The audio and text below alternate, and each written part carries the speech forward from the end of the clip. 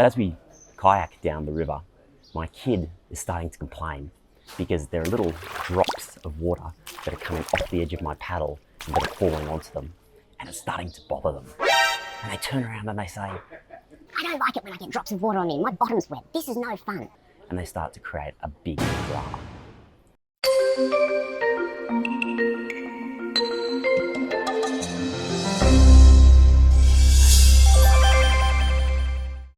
G'day and welcome to Foix in southern France. I've got a great little story for you. But firstly, this little town has surprised me in so many ways. We're nestled here in a valley right at the foot of the Pyrenees Mountains, and it's actually got a history that goes back 1,000 years. The dynasty of counts and people who controlled this area from the year 1000 right through until the 1600s were extremely important in the history of France, actually culminating in having one of their leaders become Henry IV, a king of France.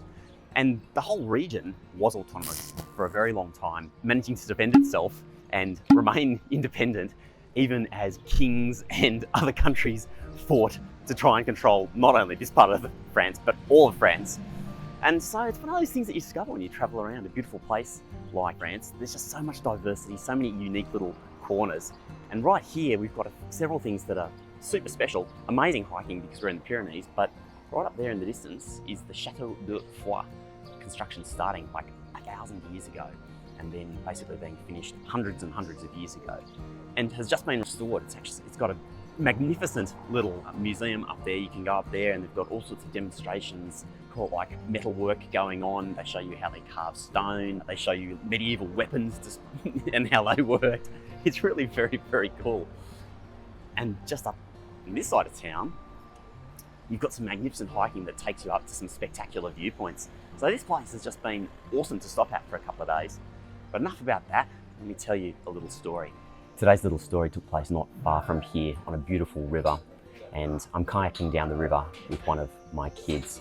It's a wonderful waterway, green water, tall trees all around, and the mountains craggy rising out of the valley, creating this amazing landscape for us to enjoy. But as we kayak down the river, my kid is starting to complain because there are little drops of water that are coming off the edge of my paddle and that are falling onto them, and it's starting to bother them. And they turn around and they say, "I don't like it when I get drops of water on me. My bottom's wet. This is no fun." and they start to create a big drama. And I'm a bit stuck. To start with, I'm dismissive and I say, it's nothing. It's just drops of water. Enjoy it. Look where we are. This place is amazing, beautiful. And then I start getting even more frustrated, thinking that they don't appreciate where we are. And then suddenly I realise that there's an easier way to explain it. And I say to them, look, sometimes we need to focus on the river that's in front of us, this beautiful winding waterway that takes us where we want to go. And as we go down the river, there are going to be things that bother us, drops of water that interrupt us from our concentration on the flow of the river. And those drops, they can be good things or they can be bad things, but they distract us from the river. And so what we need to do in those moments of distraction is to zoom out and focus on the big picture of where we are and where we're going. But equally, sometimes it feels like our river's taking us in the wrong direction and we don't know what we should be doing.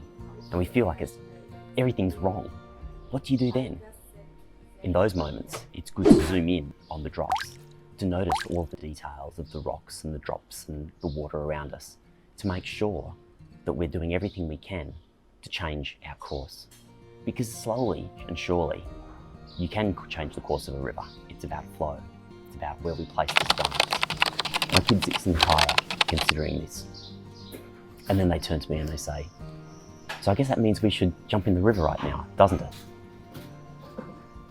Yes, it's always good to jump in the river. Have a great day.